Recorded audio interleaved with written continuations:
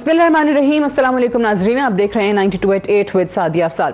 नाज़रीन, आज हर जगह पर पूरे मुल्क में सिर्फ एक ही टॉपिक डिस्कस हो रहा है और वो ये कि महंगाई बहुत बढ़ गई है। हुकूमत ने एक बार फिर से पेट्रोल की कीमत में इजाफा कर दिया है। ये 20वीं बार है इस एक साल में, ये रवा साल के अंदर हम देख रहे हैं 10 महीनों के अंदर ये 20वीं बार इजाफा हुआ है पेट्रोलियम की मसनूआत में। डीजल की कीमत जो है वो 12 रुपये 44 पैसे बढ़ा दी गई है, पेट्रोल की कीमत में 10 रुपये 49 पैसे इजाफा कर दिया गया है और इस तरीके से पेट्रोल की जो नई कीमत है वो 137 रुपये 79 पैसे है। और जब पेट्रोलियम मसनूआत बढ़ती हैं तो सिर्फ और सिर्फ ये फ्यूल ही महंगा नहीं होता बल्कि हर चीज़ ही महंगी हो जाती है। अगर हम वैसे दूसरी तरफ बात करें तो बिजली के रेट्स, गैस के रेट्स वो भी बढ़ चुके हैं, बिलों में इजाफा हो गया है। फिर खाने पीने की जो अशिया हैं, आटा, चीनी, दालें, दवाइयाँ, वो सब महंगी हो गई हैं। फिर आज ये पेट्रोल के बाद हम देख रहे हैं कि अभी से ख़बरें आना शुरू हो गई हैं कि जो पब्लिक ट्रांसपोर्ट है उसके किराए जो हैं वो भी बढ़ा दिए हैं। तो हर ही लिहाज से आवाम के लिए जो मुश्किल हालात हैं उनमें इजाफा होता चला जा रहा है। हुकूमत ऑन दी अदर हैंड जो वजह पेश करती है इस महंगाई की या पेट्रोलियम मसनूआत में इजाफे की, वो यही बताती है कि आलमी मंडी में, इंटरनेशनल मार्केट में पेट्रोल की कीमतें जो हैं वो बढ़ गई हैं। तो हम क्या कर सकते हैं? हमने तो अभी बल्कि रीजन से कंपैरिजन कर लें तो बहुत कम इजाफा किया है। ये बात किसी हद तक तो कही जा सकती है, लेकिन ये क्यों सही नहीं है ये भी आगे जाके प्रोग्राम में आपको बताएंगे कि रीजन से कंपैरिजन इन प्राइसेस का करना क्यों दुरुस्त नहीं है। दूसरी तरफ हम देख रहे हैं कि पीडीएम जो है उनका एक दोबारा से ऐलान जो था पिछले मीटिंग में, जिसमें शहबाज शरीफ साहब और मौलाना फजल रहमान ने मुलाकात की थी कि हम इस हुकूमत के खिलाफ सड़कों पर आएंगे, आम इंतखाबात वक्त से पहले हों। अर्ली इलेक्शन का उनका ये मुतालबा सामने आया था और उन्होंने कहा था कि हम अपनी कैंपेन का आगाज़ फैसलाबाद से करेंगे। तो आज फैसलाबाद में जलसा हो रहा है।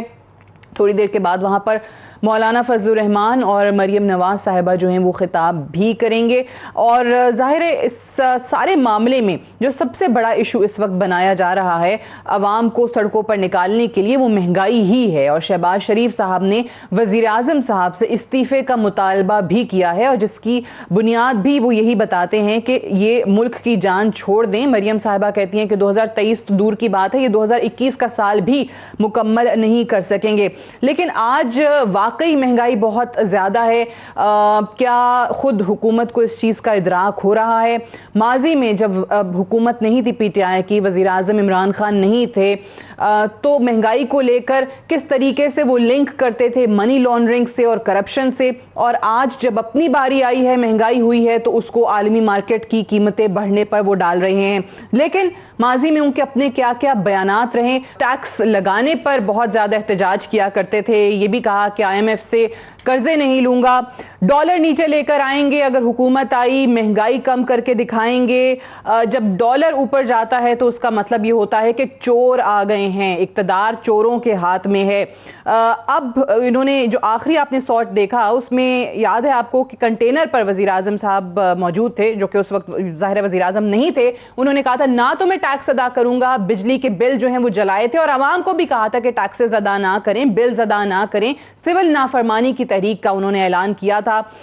घबराना नहीं है। लेकिन अब हमारे साथ मुसर्रत जमशेद चीमा साहब मौजूद हैं, पाकिस्तान तहरीक इंसाफ के MP हैं। उनसे पूछेंगे हम कि वाकई अब अवाम घबराना शुरू हो गए हैं, क्या करें। मुसर्रत साहब आपको प्रोग्राम में खुशामदीद कहते हैं। मुफ्ती अब्दुल शकूर साहब हमारे साथ मौजूद हैं, MNA हैं JUIF से, आपको भी खुशामदीद। मुसर्रत जमशेद चीमा साहब, आपसे सबसे पहले तो मैं ये जानना चाहूँगी कि महंगाई के हवाले से जो अवाम पर पहाड़ टूट रहे हैं रोज़ बरोज़, क्या करे अवाम? बिस्मिल्लाहिर्रहमानिर्रहीम। अस्सलाम वालेकुम। बहुत शुक्रिया सादिया। सबसे पहले तो मैं ये अर्ज़ करूं कि अभी जो पिछले 7 सालों के अंदर पूरी दुनिया के अंदर इन्फ्लेशन बहुत हाई है। और अगर हम सिर्फ पेट्रोलियम मसनूआत की बात करें तो ये एक इंटरनेशनल फिनोमेना है। पाकिस्तान पूरी दुनिया से कट के या ख़ुद से ये सारी डिसीजन मेकिंग नहीं कर रहा कि हम प्राइस के अंदर मतलब उसको बढ़ा रहे हैं। जहाँ तक रहेगी बात, देखें फैक्चुअल बातें करनी चाहिए कि ख़ित्ते में हम सबसे सस्ते हैं और दुनिया के सिवाय चंद ममालिक के, और वो भी चंद ममालिक वो जिनके अंदर जो खुद कफील हैं, अपनी पेट्रोलियम मसनूआत जिनके पास अपनी हैं, उनके अलावा तमाम दुनिया में हम सस्ते हैं। लेकिन जहाँ तक बात है कि अगर हम कंपैरिजन करें माजी की हुकूमतों का, तो उनके साथ हमारा कंपैरिजन इसलिए नहीं बनता कि अगर मसलन जो हम बात करते थे उसकी वजह ये थी कि हुक्मरान तबका माजी में जितनी भी हुकूमतें रहीं वो चूँकि खुद उसमें चोरी में मुलविस थे, करप्शन में मुलविस थे, मनी लॉन्ड्रिंग में मुलविस थे, और फिर जब आपका हुक्मरान तबका एज ए टोटलिटी हम बात करते हैं कि वो जब खुद लूट मार में मुलविस हो और अगर कोई नामसाइद हालात है तो वो सिर्फ गरीब तबके के लिए और आवाम के लिए हो, तो फिर ये बात आज भी लोगों को आप जो बात करिए, ये इमरान खान साहब ने कई दफा कहा। मेरा एक सवाल है आपसे, ये जो आप कह रही हैं, उस वक्त इमरान खान साहब भी यही बात करते थे कि जब पेट्रोल की कीमतें बढ़ती थी, ट्वीट्स मौजूद हैं खान साहब के, उनके बयानात मौजूद हैं, तो वो इसको जैसे आपने कहा वो करप्शन से लिंक करते थे। इमरान खान साहब ने अपनी तकारीर के जरिए, जलसों के जरिए इस अवाम को बड़ा शऊर दिया है। सियासत में जिनका इंटरेस्ट नहीं भी होता था, उनकी वजह से लोग सोचना समझना शुरू हुए। तो मुझे ये बताएं कि फिर आज ये पेट्रोलियम मसनूआत में इजाफे को करप्शन से हम कैसे लिंक ना करें, कैसे टैक्सेस में इजाफे को आवाम ये ना सोचे कि आज भी कोई करप्शन है, क्योंकि ये तो खान साहब ने खुद सिखाया था आवाम को। बड़ा अच्छा सवाल है। देखिए, खान साहब ने इसलिए सिखाया था कि करप्शन हो रही थी। मैं आपसे पूछती हूँ, आप बड़ी एक अपराइट सहाफ़ी हैं, मुझे ये बताएं क्या करप्शन आपके मुल्क में हुई है या नहीं? इसका जवाब क्या है आपके पास? आप लोग भी तो धरना कवर करते थे और उसके बाद आप लोग प्रोग्राम्स भी करते थे, उस ज़माने में भी आपने प्रोग्राम्स किए। तो हमारा तो ये सवाल है आवाम से भी और मीडिया से भी, और जो ये आज की महंगाई को उस महंगाई के साथ का जो कंपैरिजन रख रहे हैं, मुवाजना रख रहे हैं, उसमें लॉजिक क्या है? देखें, या तो आप चार्जशीट लगाएं इमरान खान के ऊपर कि उसको कंपेयर करें नवाज शरीफ के साथ, जरदारी के साथ, फिर तो बात समझ आती है। करप्शन चार्जेस लाएं, हम तो उनके ऊपर डायरेक्ट लगाते थे, हमने तो उनकी मनी लॉन्ड्रिंग, हमने तो उनको दुनिया में एक्सपोज किया, दुनिया में वो एक्सपोज हो गए। सिवाय इस मुल्क में आज भी बहस मान ली आपकी बात, क्यों कन्विक्टेड हुए उनकी जो मान ली आपकी बात, इमरान खान साहब पे करप्शन का चलें कोई इल्जाम नहीं है, आप कह रही हैं कि उनको इनसे कंपैरिजन इनका ना करें, लेकिन एक second, on the other hand मैं आपसे ये सवाल करती हूँ कि मुझे ये बताएं कि जब यही वजह, यही रीजन पीएमएलएन की हुकूमत माजी में देती थी कि पेट्रोलियम की कीमतें इंटरनेशनली बढ़ी हैं, तो हम क्या कर सकते हैं? आज आप एग्जैक्टली वही रीजन पेश कर रहे हैं। नहीं, I totally disagree with you. मैं आपको रीजन बताती हूँ।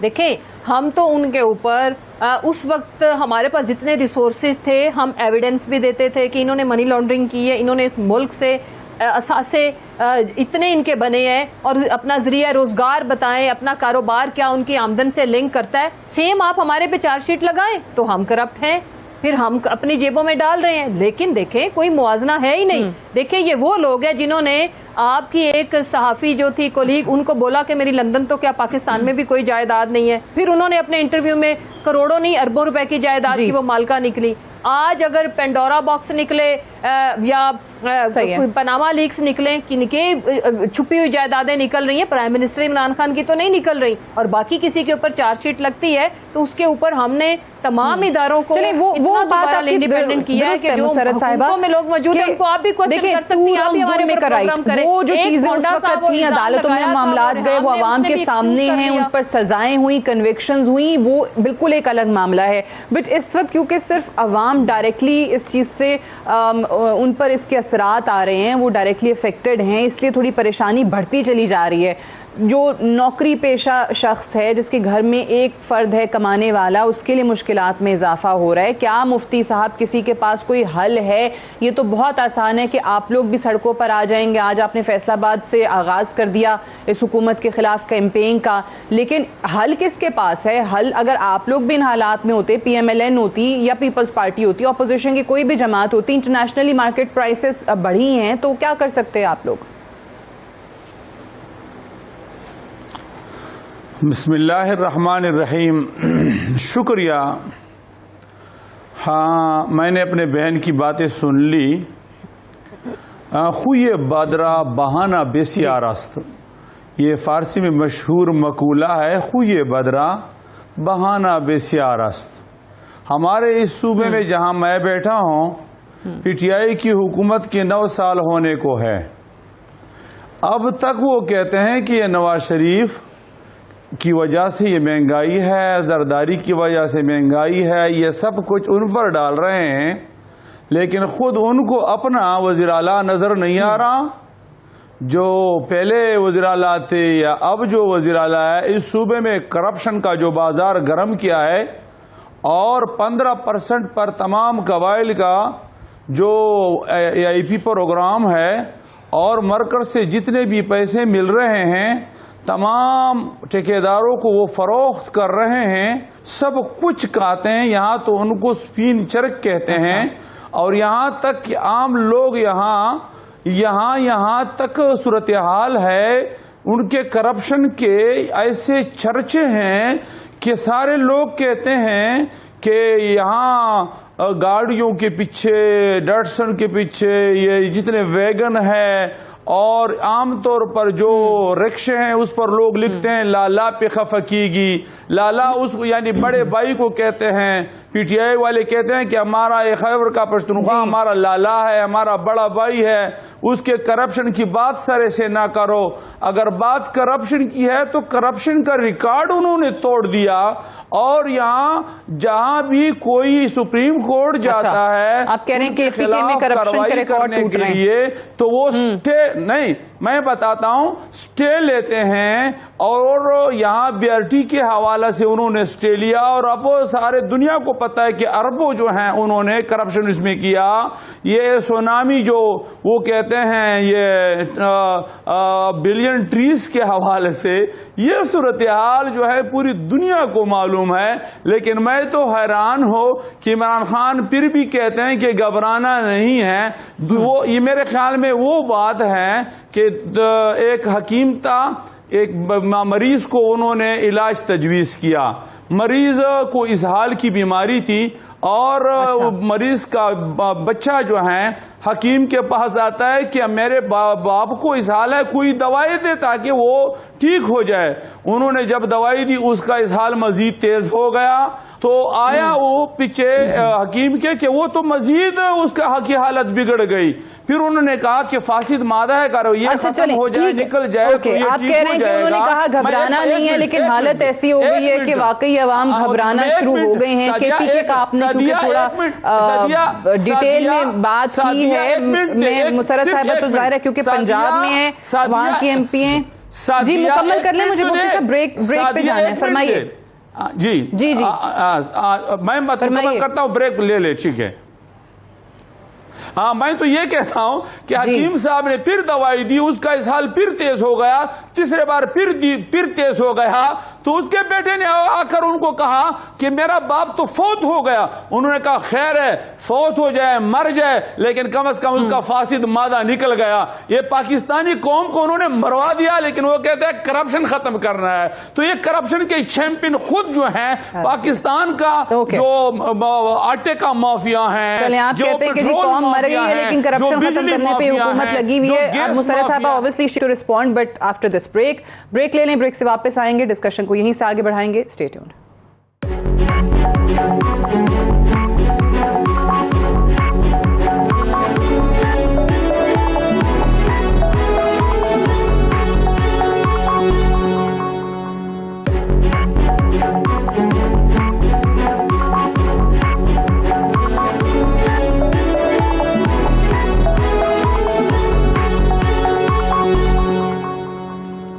Welcome back. प्रोग्राम में एक बार फिर से खुशामदीद। मुफ्ती साहब ने ब्रेक पे जाने से पहले काफ़ी बातें की, मुशर्रफ साहिबा उसका जवाब देंगी, लेकिन एक चीज़ जो पेट्रोलियम मसनूआत के हवाले से है, और जब भी हम देख रहे हैं, आप सोशल मीडिया देख लें, इलेक्ट्रॉनिक मीडिया देख लें, अभी मुशर्रफ साहिबा ने भी यही बात की कि जो ये खित्ते का कंपैरिजन किया जा रहा है पाकिस्तान से, आप इंडिया का कंपैरिजन करते हैं, आप बांग्लादेश का कंपैरिजन करते हैं, श्रीलंका का कंपैरिजन करते हैं, तो अव्वल तो वहाँ पर पाकिस्तानी रुपया जिस तरीके से गिरा है, जिसकी कदर में बहुत कमी हुई है, उस पर ज़रा बात कर लें कि इस वक्त अगर एक $1 बांग्लादेशी टका जो है वो 85 के बराबर है, इंडियन रुपी जो है वो 74 का है, और साथ ही साथ पाकिस्तान की अगर बात करें तो 173। तो पाकिस्तान में रुपए की जो कदर है उसमें बेइंतहा कमी देखने को आई है, और एक और चीज़ जो कि पर कैपिटा इनकम के हवाले से है कि अगर आप बांग्लादेश और भारत के साथ भी कंपैरिजन करते हैं तो बांग्लादेश में जीडीपी के लिहाज से फीकस आमदन इस वक्त $2,227 है, इंडिया में $2,100 है, जबकि पाकिस्तान में फीकस आमदन वो सिर्फ तकरीबन $1,280 है, जो कि इस खित्ते में सबसे कम है। यानी जब पैसे ही हमारी जेब में नहीं होंगे और महंगाई बढ़ जाएगी, दूसरे ममालिक में पैसा है, उनकी जेबों में पैसा है, तो वो दे पा रहे हैं मुसर्रत साहिबा। हमारी जो पर कैपिटा इनकम है, जो फीकस आमदन है, वो बहुत ज़्यादा कम हो गई है, लोगों की कुव्वत ख़रीद कम हो गई है। जी सादिया, आपने बिल्कुल बजा फरमाया, लेकिन उसमें जब हम बात ये करते हैं कि पाकिस्तान खित्ते का ना सिर्फ बल्कि दुनिया का सस्ता तरीन मुल्क है, तो उसका कंपैरिजन इस तरह से किया जाता है कि आपकी per capita income and then आपकी जो अफोर्डेबिलिटी उसके हिसाब से, तो उसके बावजूद हम सस्ता तरीन मुल्क हैं तो हैं। जहाँ तक रहेगी बात कि ये सेम करेंसी में बात हो रही है कि जो इंडिया है उसकी अगर हम रुपीज़ में भी कन्वर्ट करें तो वो हमारे से उनकी जो कीमतें हैं वो डबल पे हैं। मैं इसकी पेट्रोल की बात कर रही हूँ। दूसरी जहाँ तक रहेगी बात बाकी भी जितनी कमोडिटीज़ हैं, ये बात आपकी ठीक है कि जो अभी चूँकि इस वक्त जो एक ये फिनोमिना है उसको अगर मैं इंटरनेशनली देखूं तो ये 7 सालों में बुलंद तरीन सतह है इस वक्त की जो प्राइस है पेट्रोल की। फिर उसके बाद अगर हम बात करें कि इसकी वजह क्या है, उसकी वजह ये है कि आफ्टर कोविड जो एक सिनेरियो डेवलप हुआ, दुनिया की जो इकोनॉमी थी वो बिल्कुल आपको पता है कि और इंडस्ट्री चल नहीं रही थी कोविड की वजह से। तो अब चूंकि डिमांड बहुत ज़्यादा है, सप्लाई एंड डिमांड के इशू की वजह से ये जो इंक्रीज़ है ये पूरी दुनिया के अंदर है। लेकिन अगर हम कंपैरिजन करें तो फिर पाकिस्तान में जो इंक्रीज़ है उस रेशो के हिसाब से बहुत कम है। एक ये बात। दूसरी जो इम्पोर्टेंट चीज़ है वो ये है, और हम ये बिल्कुल नहीं कहते कि ये पूरे तमाम पाकिस्तानियों के लिए ये महंगाई साथ ये चीजें तो चले ये है नागुज़ीर थी, इनको आप अवॉइड नहीं कर सकते थे, लेकिन उन ममालिक ने फिर साथ साथ कुछ और इकदाम किए, रोजगार के मौके दिए अपने अवाम को, जॉब क्रिएशन की तरफ वो लोग गए। हम अनफॉर्चुनेटली नहीं जा सके, हमारे यहाँ बेरोजगारी बढ़ी, जॉब्स नहीं है लोगों के पास, जो थे वो भी अब अनएम्प्लॉयड आपको नजर आ रहे हैं। सादिया इसमें आपसे मैं इसलिए इख्तिलाफ रखूंगी कि पूरी दुनिया के अंदर जो है कोविड के वजह से बेरोजगारी बढ़ी है। अगर उस कंपैरिजन में हम ये देखें तो आपके मुल्क में चूंकि प्राइम मिनिस्टर के जो उस वक्त की जो डिसीजन मेकिंग थी, जो कि ऑल्दो उस वक्त बड़ी टफ थी, हमें बहुत ज़्यादा क्रिटिसिज्म सहना पड़ी, अपोजिशन से भी, मीडिया ने भी हाईलाइट किया कि तबाही हो जाएगी, बहुत सारी जानों का ज़िया होगा, लेकिन उसके बावजूद हमने अपनी इंडस्ट्री को बंद नहीं किया, जिसकी वजह से जिस वक्त बाहर बिल्कुल रोजगार नहीं था, दुनिया की बेस्ट इकोनॉमीज फेल क्यों हुई, वजह ये थी कि वो अपने लोगों को उन्होंने घरों में बिठाया और फीड करना शुरू कर दिया। हम चूंकि ये अफोर्ड ही नहीं करते तो हम दूसरी ऑप्शन पे गए। उस ऑप्शन का हमें फायदा ये हुआ कि आपकी इकोनॉमी भी बेहतर रही और फिर उसके साथ लोगों को रोजगार भी मिला, और टेक्सटाइल इंडस्ट्री हमारी वो बिल्कुल बुक्ड हो गई। हमारे पास मजीद ऑर्डर्स लेने की गुंजाइश नहीं बची।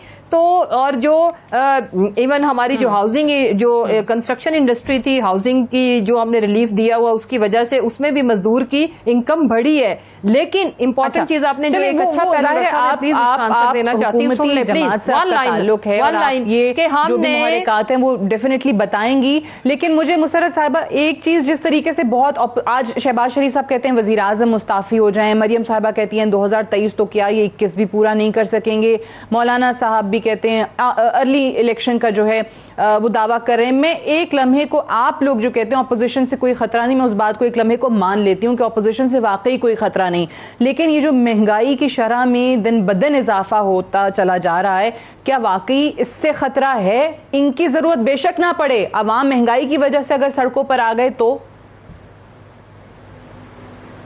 सादिया, सबसे पहले तो आपने जैसे कि कहा कि बाकी तमाम ममालिक ने जब महंगाई या इन्फ्लेशन वहाँ पे है तो उन्होंने अरेंजमेंट्स की, हमने उनसे बेहतर अरेंजमेंट्स की। आपको यूनाइटेड नेशन ने, WHO ने सराहा है। उसकी वजह यह है कि हम कर क्या रहे हैं, प्लीज़ 2-3 चीज़ें मेरी सुन लें।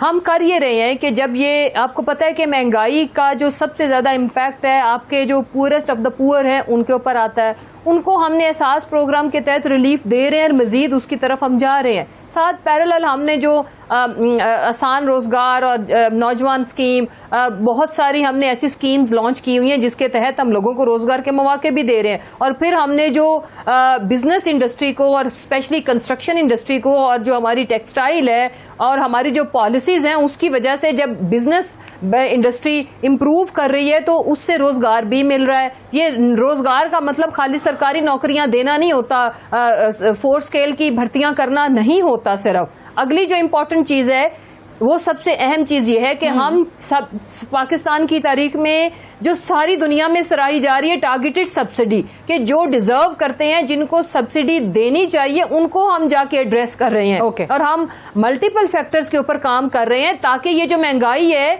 जिसकी सबसे ज्यादा हिट आती है जो खते गुर्बत से नीचे लोग हैं उनको, मसलन कोई भूखा ना सोए, हमारे लंगर खाने, हमारे ये जो पनाह गाहें, फिर उसके साथ हम क्या कर रहे हैं, ये स्कीम्स हैं, लेकिन ऑब्वियसली ओवरऑल अगर इकोनॉमी की बात करें तो आपको उसमें डिक्लाइन नजर आएगा, ना कि आपको ग्रोथ नजर आएगी।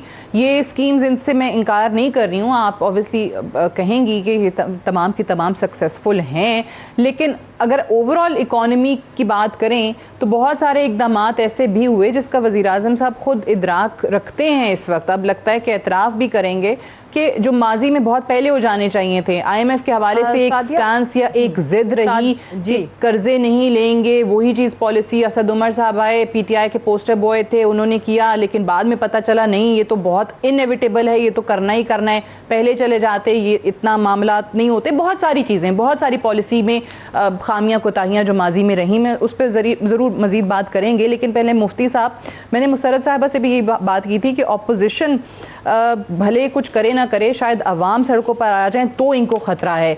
ये क्यों यकीन है हुकूमत को कि आप लोग कुछ नहीं कर सकते? क्योंकि आप लोग इस मामले को अवाम का, वो कहते हैं ना, दबाव हुकूमत पे नहीं बढ़ा सके, महंगाई जैसे इतने बड़े मामले को लेकर भी। PTI में ये उस वक्त हुनर था कि 4 हलकों के खोलने पर भी इन्होंने अवामी प्रेशर जो है वो लाकर दिखा दिया था PMLN को। आप वो काम क्यों नहीं कर पा रहे हैं? ऑपोजिशन भी तो फिर वीक है, ऑलरेडी मुंकसिब ऑपोजिशन है, पीपल्स पार्टी आपके साथ नहीं है, ANP आपके साथ नहीं है, तो आप कैसे इन जलसों से इन्हें बाहर निकालेंगे?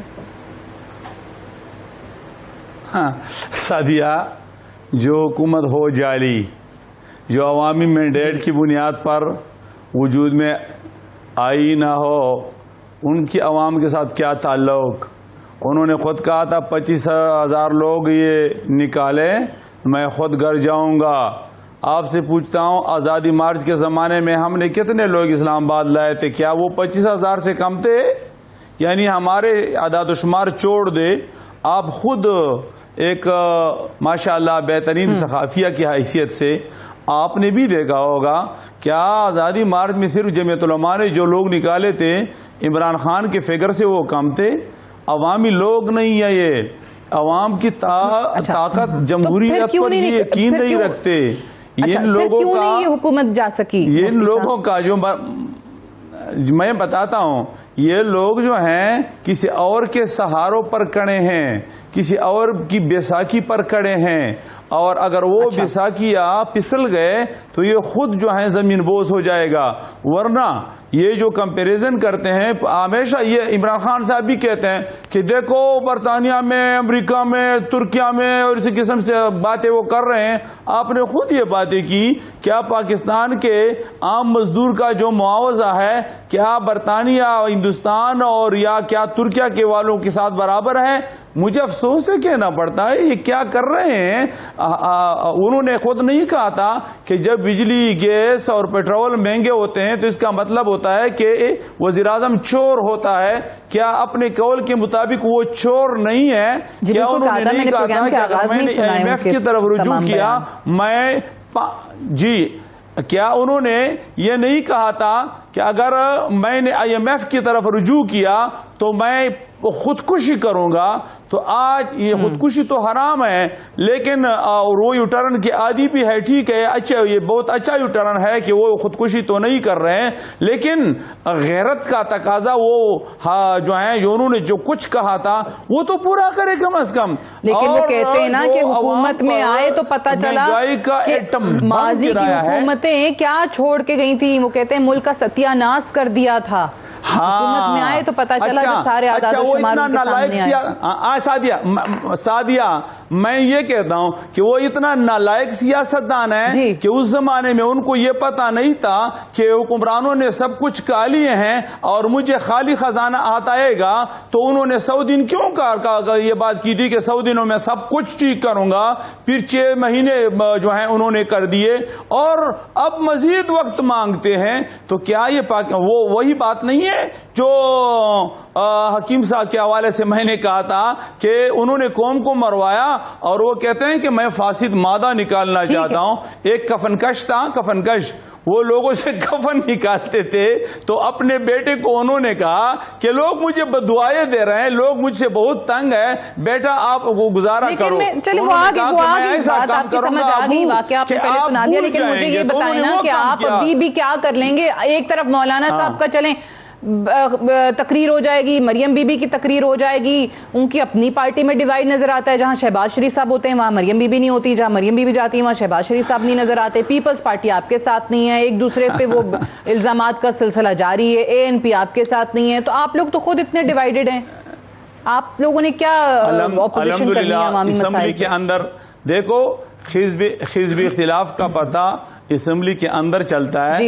क्या असेंबली के अंदर हम एक बीच पे नहीं, उमूमी तौर पर ठीक है, मुख्तलिफ पार्टियों में कभी कभी इख्तिलाफी नुक्ता नजर होता है, लेकिन क्या असेंबली की पीच पर हम सब एक नहीं है हर मसले में? और हम तो अवामी लोग हैं, हम तो यही तकरीर के जरिए हम तो बोल्ट वाले नहीं, तो क्या हम अस्करियत पसंद है, क्लशनकोफ उठा ले?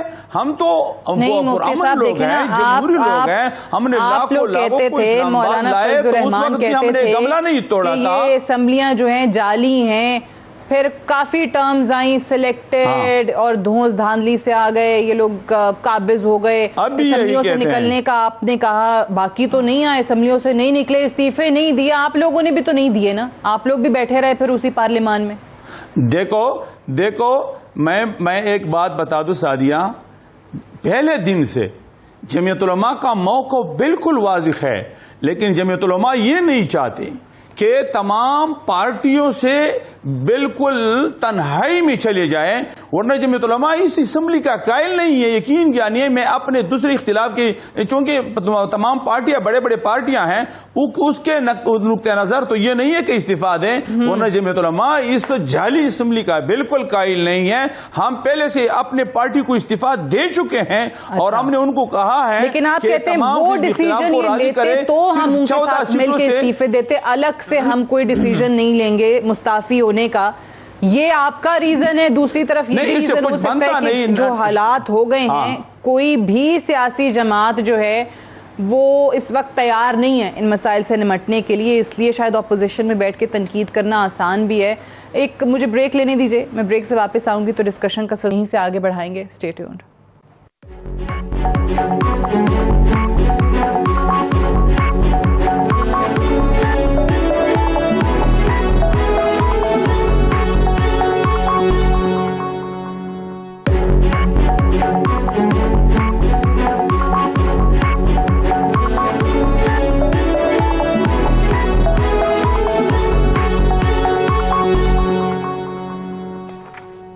Welcome back. प्रोग्राम में एक बार फिर से खुशामदीद। ब्रेक पे जाने से पहले मुफ्ती साहब बात कर रहे थे कि ये जो अभी के हालात हैं, अगर इस हुकूमत के पास सपोर्ट ना होती तो माजी की हुकूमतों की तरह ये हुकूमत भी जा चुकी होती।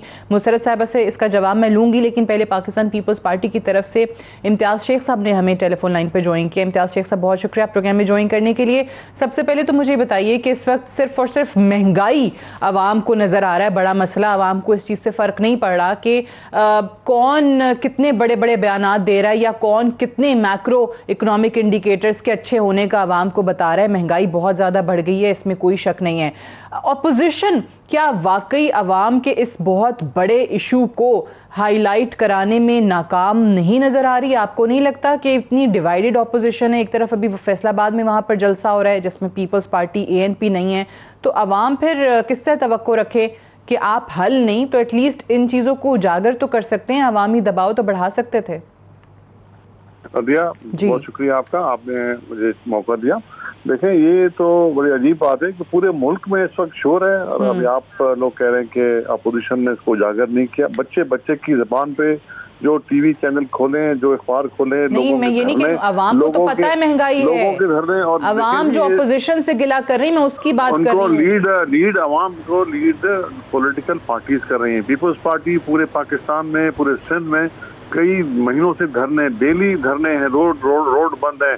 मतलब मसला ये है कि ये जो हुकूमत है, ना इसके कान है, ना इसकी आंखें हैं, और न इनके मतलब कुछ सुनते हैं किसी की बात, अपनी बात करते हैं और इतना झूठ बोलते हैं सादिया, इतना झूठ बोलते हैं कि आपको अंदाजा नहीं है। अच्छा। अब वो अमेरिका में बैठे हुए हैं, हमारे फाइनेंस मिनिस्टर साहब, वहां से बैठ के IMF की डिक्टेशंस ले रहे हैं और वहीं से बैठे फैसले हो रहे हैं। अच्छा। मतलब आप किन किन बातों को बताएं। इस वक्त लोगों का जीना दोभर हो गया है, लोग बहुत परेशान हैं।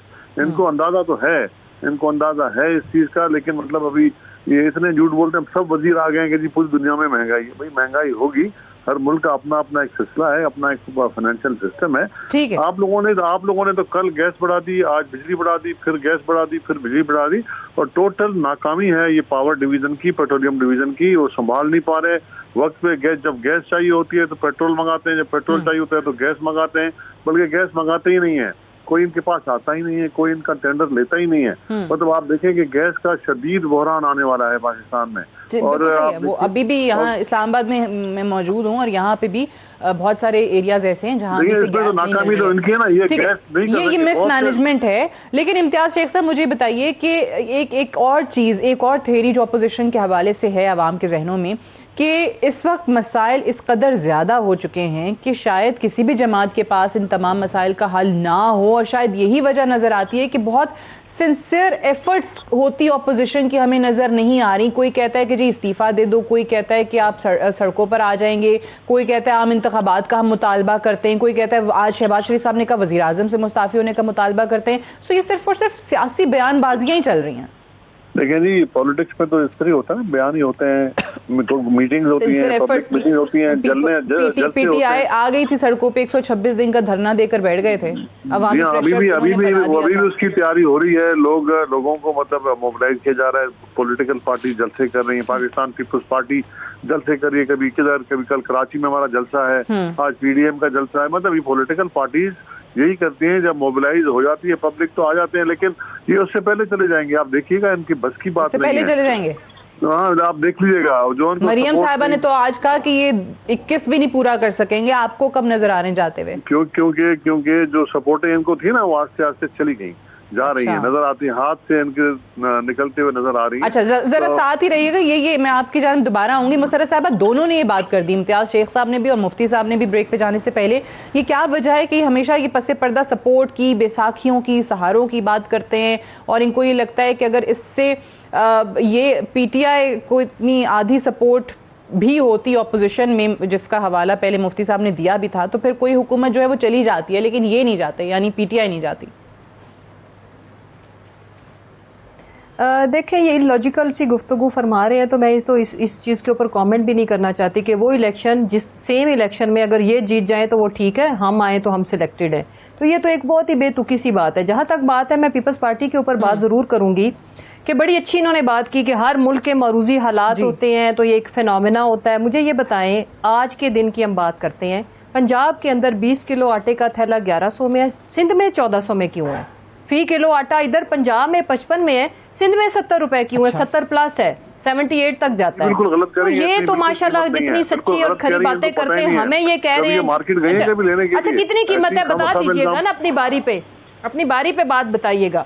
जहां तक रहेगी बात, बिल्कुल सही के जो आप बात कर रही हैं, गलत बात कर रही हैं। हुकूमत है, उन्होंने 13 सालों में दूध शहद की नहरें बहा दी, उसके बाद इन्होंने हेल्थ के अंदर बहुत ज्यादा रिफॉर्म्स कर ली। इन्होंने सिंध की आवाम को क्या रिलीफ दिया? कोई एक चीज ऐसी है जो ये बता सकते हैं कि सिंध की आवाम की जिंदगी में ये बेहतरी और बदलाव लेके आए? कोई एक चीज। अच्छा, आप अंदाजा लगवा देना मीडिया पे, मुझे अंदाजा नहीं है तो आप बताएं।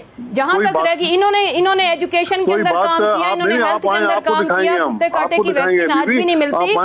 देखें, इम्पोर्टेंट चीज ये है कि आप आवाम को दिखाएं, सिंध की आवाम को दिखाएं। उनके घर में आज भी बच्चे भूख से, प्यास से मर रहे हैं। आपने दूसरी जो इम्पोर्टेंट चीज है कि इनको कितनी दफा मौके मिले फेडरल गवर्नमेंट करने के, सिंध के अंदर कंजेक्टिव इनका तीसरा टेन्योर है, उसमें इन्होंने क्या ऐसा चेंज लेके आए हैं? बसें तो ट्रांसपोर्ट हम ठीक कर रहे हैं, नालों का कचरा हम उठाते हैं, जो सेम एक ही मुल्क के अंदर बाकी सूबे में जो रेट है गंदम का, इनके सूबे में कितना है ये बताएं, आटा फी किलो किस तरह मिल रहा है ये बताएं, किसी चीज का जवाब अच्छा ठीक है इनको बता दें कि जिनकी हुकूमत होती है उन्हें अपने परफॉर्मेंस के बाद ये खाली चार्जशीट लगा के बड़ी जिम्मा नहीं हो सकते। ये चैनल पे अगर ये झूठ की बातें करते हैं, सरकारी साहब इतने सच्चे और ईमानदार इंसान है, पूरी दुनिया जानती है। You just type lovered Zardari on Google तो आपको उसका जवाब मिल जाएगा। महंगा करेंगे तो फिर सस्ती प्रोविंशियल गवर्नमेंट कहाँ से करेगी? लेकिन अभी इनकी इतनी करप्शन की कहानी आ रही है। वो जो चूहे खा गए थे अरबों रुपए की गंदम, उसका भी प्लीज सिंध की और पाकिस्तान की आवाम को मीडिया में बताएं कि आपने क्या इन्वेस्टिगेशन की, दवाइयों की तो आप अरबों रुपए की जो गरीब आवाम की जो गंदम थी उसको चूहे खा गए, उसके ऊपर आपने क्या आवाम को या मीडिया को जवाब दिया? तो पीपल्स पार्टी खाली चार्जशीट लगा के अपनी परफॉर्मेंस हाईलाइट नहीं कर सकती, हवा में पहले आप करते हैं। चलिए ये BNPK में परफॉर्म करके दोबारा बनाई और आगे भी इंशाल्लाह ताला हम मुझे ये बताएं कि अभी मुफ्ती साहब आपने आज ये फैसलाबाद के जलसे में जो मुतालबा रखा या पिछली मीटिंग में शहबाज शरीफ साहब के साथ मौलाना फजल रहमान साहब दोनों का ये इत्तफाक हुआ और ये मुतालबा सामने आया कि हम वक्त से पहले इंतखाबात चाहते हैं, कबल वक्त इंतखाबात की बात की। अब ये कैसे मुमकिन हो पाएंगे? उसके लिए क्या ऐसी स्ट्रैटेजी या क्या ऐसी हिकमत अमली आप लोग अपना रहे हैं कि 2023 से पहले इंतखाबात हो जाएंगे? सादिया एक तो इम्तियाज शेख साहब ने जो बात की, मैं तो नहीं कह रहा था, लेकिन उन्होंने बिल्कुल सच कहा कि ये लोग झूठ कह रहे हैं। अभी जो उन्होंने कहा कि पंजाब में आटा सस्ता है, सिंध में ये खैबर पख्तूनख्वा में किसकी हुकूमत है? मैंने खुद कल बजाते खुद दुकान गया, मिक्स आटे का तेला उन्होंने 1420 रुपए पर मुझे खुद उन्होंने कहा। अब वो अंदाजा लगाए कि 1 किलो कितने का बनता है? ये लोग झूठ कहते हैं। 50 लाख नौकरी, 1 करोड़ नौकरियां कहाँ चले गए? 50 लाख घर कहाँ चले? ये फाटा जो है, क्या ये खैबर पख्तूनख्वा में नहीं, उसमें तब कितने लोगों को निकाला सर्विस से? हमारे तो सिर्फ FR खान में तो छोटा सा तहसील है, FR में 150 सिर्फ लेविस के एहलकारों को निकाल दिया। ये हुकूमत जो है, आप आए डी चौक में आए रोज जो है वो धरना होता है। पेशावर सूबाई असम्बली के सामने आंदों ने जुलूस निकाला, बेचारों ने मामोज़े कौम का जो है धरना है। आए रोज इस्लामाबाद पेशावर में धरने पे धरने होते हैं, आवाम के रोने पर सर से वो तवज्जो नहीं देते। तो रह गई ये बात कि आपने फरमाई कि क्या, लेकिन आपने मेरे सवाल का जवाब नहीं दिया। क्या अर्ली इलेक्शन की बात तो कर रहे हैं, मुतालबा तो कर रहे हैं, किससे मुतालबा कर रहे हैं? आप लोगों ने उसके लिए क्या किया है? क्या असेंबली से बाहर आ रहे हैं, इस्तीफे दे रहे हैं, तहरीक अदम एतमाद ला रहे हैं, क्या कर रहे हैं? मैं बताता हूं। हम 18 तारीख को PDM का इजलास है, 18 तारीख को, इस हवाले से भी मुकम्मल हिकमत अमल वज़ा करेंगे। आज भी आखिर में जो बयानिया पेश करेंगे वो सब कुछ आपको नजर आ जाएगा इंशाअल्लाह। हम पूरे पाकिस्तानी अवाम के साथ पता चल जाएगा। मैं शेख साहब से जरा पूछ लें, उनकी जमात इस PDM में शामिल नहीं है। आप लोगों ने शर्त रख दी मौलाना साहब ने उस दिन मीटिंग में कि जी पीपल्स पार्टी माफी मांग ले, उनका सेनेट में किया उसका एतराज कर दे तो PDM में वापस आ जाए। लेकिन पीपल्स पार्टी इस मूड में लगती नहीं है मुफ्ती साहब के वो वापस आएंगे। तो फिर आप इम्तियाज शेख साहब इनका ये जो मुतालबा है सियासी पार्टियों में हिज़्ब इख्तिलाफ में इख्तिलाफ राय की बात और है। अच्छा टाइम भी थोड़ा मुफ्ती साहब मुकम्मल कर लीजिए बात, मैं शेख साहब का जवाब ले। बिल्कुल, मैं वाज़िह तौर पर कहता हूं कि हिज़्ब इख्तिलाफ का असल पता असम्बली में चलता है। अल्हम्दुलिल्लाह यही पीपल्स पार्टी, यही मुस्लिम लीग, ये ANP का एक मेंबर है अकलूता, वो सब असम्बली में एक ही पिच पर है कि इस हुकूमत का तख्त जो है वो तख्ता करेंगे। और पीपल्स पार्टी भी हमारे साथ है, हम उनके साथ है। इस हवाले से हुकूमत से अवाम जो है नाला है और इस मसले पर हम सब मुत्तफिक हैं। बाहर जो जलसे कर रहे हैं ना मौलाना फजल रहमान में ना मरियम पार्लियामान से बाहर भी हर सतह पर जो है हम हुकूमत के खिलाफ तहरीक चलाएंगे इंशाअल्लाह। इम्तियाज शेख साहब, मुझे ये बताएं कि आप हम लोग सब किस तरीके एक से है देख रहे इसमें हैं कि जो कबल हुकूमत का चलता करें, हुकूमत को खत्म करने में, हुकूमत को खत्म करने के लिए हम मुत्तफिक है। प्रेशर है। मुफ्ती साहब जवाब ले लेने दीजिए, मेरे पास टाइम खत्म हो रहा है। शेख साहब की बात जरा सुन और लीजिए। जिस तरह इदारों के साथ उन्होंने तबाही कर दी, ना इलेक्शन कमीशन छोड़ा, ना कौमी असेंबली छोड़ी, ना सेनेट छोड़ी, ना मतलब किसी इदारे, कोई एक इदारा बता दें तो ये सब चीजें मिलकर और अवामी प्रेशर के साथ ही मतलब जो हम बात कर रहे हैं तो वही सब चीजें इनको मजबूर कर देंगी। और खास तौर पे महंगाई और लोगों का जो जीना दो भर है, हजारों लोग बेरोजगार हो गए हैं, सीएनजी स्टेशन बंद हैं सिंध में 10-10 दिन से, तो यकीन रखें कई लाख लोग इस वक्त बेरोजगार हो गए एक ही सिर्फ फैसले से। नौकरियों से कोर्टों के फैसलों के जरिए निकलवाया जा रहा है। ये तो मतलब अच्छा। ऐसी अवाम दुश्मन हुकूमत। लेकिन मुझे ये बताएं कि आपको इंतखाबात फिर 23 में ही नजर आ रहे हैं, आपको नहीं लगता कि अर्ली इलेक्शन मुमकिन होंगे? क्योंकि आपकी जो तजवीज़ थी पार्लियामान के अंदर चेंज लाने की, ऐवान में चेंज लाने की, वो तो मुस्तरद हो गई, वो तो तहरीक अदम एतमाद आई नहीं। देखिए जी, ये कोई फाइनल चीजें नहीं होती, पॉलिटिक्स में चीजें चेंज होती रहती हैं। और दूसरी बात, हम कभी भी नहीं चाहते कि वक्त से पहले इलेक्शन हो, लेकिन उन्होंने इस तरह का सूरत हाल पैदा कर दी है, इस तरह की सूरत हाल अपना पैदा कर दी है। वजीर आजम को किसी से नहीं मिलना, अपोजिशन लीडर से, तो कानून से तब्दील कर दिया कि जी सदर साहब मिलेंगे। ये कभी होता है शादी? आप मुझे बताएं, इस मुल्क में जो हो रहा है ये आज से कभी हुआ है 70 सालों में? ठीक है, ऑर्डिनेंसेस आ रहे हैं उनके जरिए आप कहते हैं चल रहा है। Unfortunately I have of time, I have to wind up here. Imtiaz Shaikh साहब आपका, मुफ्ती अब्दुल शकूर साहब आपका और मुसर्रत चीमा साहिबा आपका बहुत शुक्रिया प्रोग्राम में ज्वाइन करने के लिए। That's all for tonight, I will see you tomorrow इंशाल्लाह। इजाजत दीजिए, खुदा हाफिज।